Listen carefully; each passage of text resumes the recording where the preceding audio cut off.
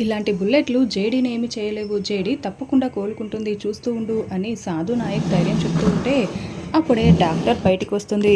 జేడీకి ఎలా ఉంది, కోలుకుందా, కళ్ళు తెరిచిందా, ప్రాబ్లం ఏం లేదు కదా అని కేదార్ అడుగుతూ ఉంటే రక్తం ఎక్కువగా పోవడం వల్ల స్పృహ కోల్పోయారు అంతే.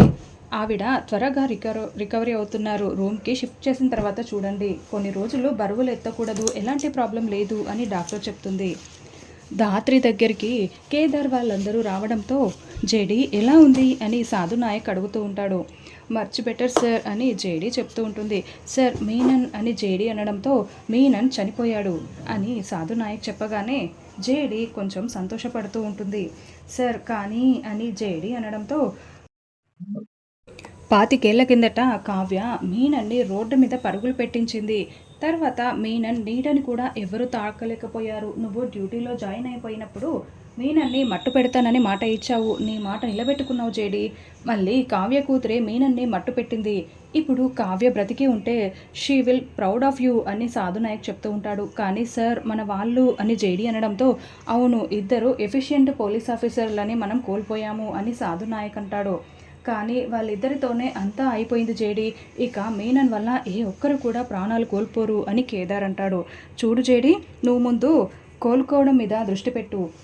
బయట మీడియా కూడా వెయిట్ చేస్తూ ఉంది నీ మాటల కోసం. అంతేకాదు సీఎం గారు నువ్వు కోలుకున్న తర్వాత కలవమన్నారు. నీకు థ్యాంక్స్ చెప్పాలంట ఆయన్నే కాపాడినందుకు. సరే ఓకే జేడీ అంటూ సాధు నాయక్, కిరణ్ రమ్య వెళ్ళిపోతారు. కేదార్ చాలా బాధపడుతూ ధాత్రి వైపు చూస్తూ ఉంటే బుల్లెట్ తగిలితే లైబ్రరీకి తీసుకొచ్చారేంటి, హాస్పిటల్కి కదా తీసుకువెళ్ళాలి, పదకేడి హాస్పిటల్కి వెళ్దాము అని ధాత్రి జోకులు వేస్తూ ఉంటుంది. ధాత్రి అని కేదార్ అంటూ ఉంటాడు. బుల్లెట్కి వెనక ముందు ఆలోచించకుండా ఎదురు వెళ్తావా జేడి, నాకు ఎంత భయం వేసిందో అని కేదార్ అంటూ ఉంటే అన్నయ్యని షూట్ చేస్తారనే లోపల నాకు ఏం చేయాలో అర్థం కావటం లేదు, అలా వెళ్ళాను అని ధాత్రి అంటుంది. ఇంకెప్పుడు ఇలా చేయకు, నీకేమైనా అయితే నేను తట్టుకోలేనని కేదార్ అంటాడు.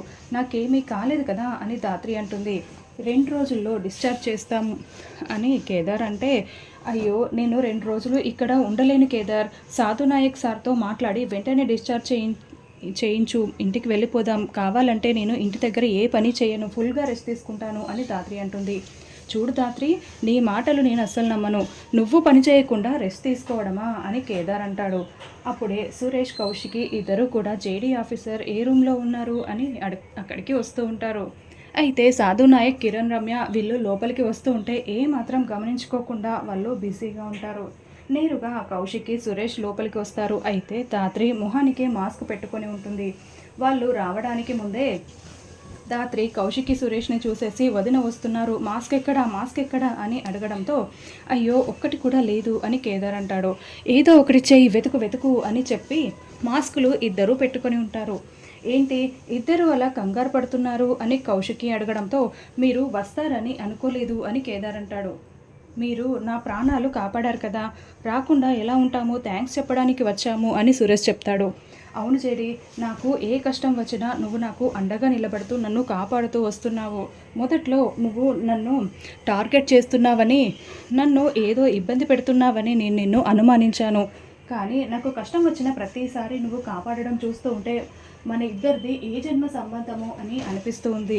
ఇంత చేసిన నాకు ఏదో ఒకటి చెయ్యాలని ఉంది జేడి, నీకేం కావాలో అడుగు జేడి అని కౌశికి చెప్తూ ఉంటే ఇది నా డ్యూటీ, మిమ్మల్ని అందరినీ కాపాడుకోవడం నేను చేసిన నా బాధ్యత అని జేడీ చెప్తూ ఉంటే కానీ ప్రాణాలు అడ్డుపెట్టి మరీ నువ్వు కాపాడావు కదా, ఇది కేవలం డ్యూటీ మాత్రమే కాదు, అంతకు మించిన బంధం ఏదో ఉంది, ప్లీజ్ ఏది కాదనకు, నీకేం కావాలో అడుగు అని కౌశికి అంటుంది.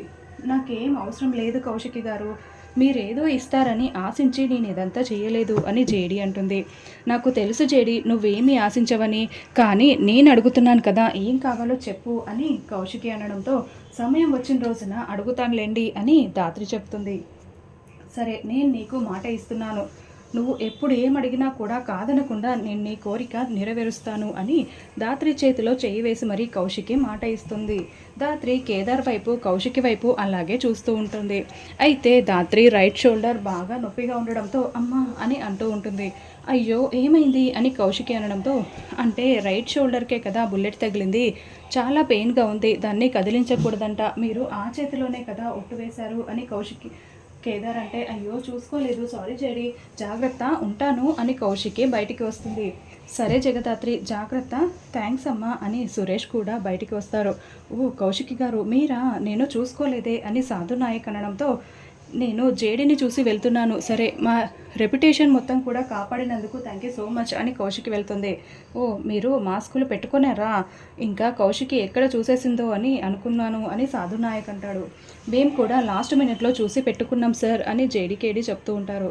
సరే బయట మీడియా వెయిట్ చేస్తుంది, వచ్చి మాట్లాడు జేడీ అని సాధు నాయక్ అనడంతో అందరూ బయటికి వచ్చి మీడియా ముందు మాట్లాడుతూ ఉంటారు. చూడండి.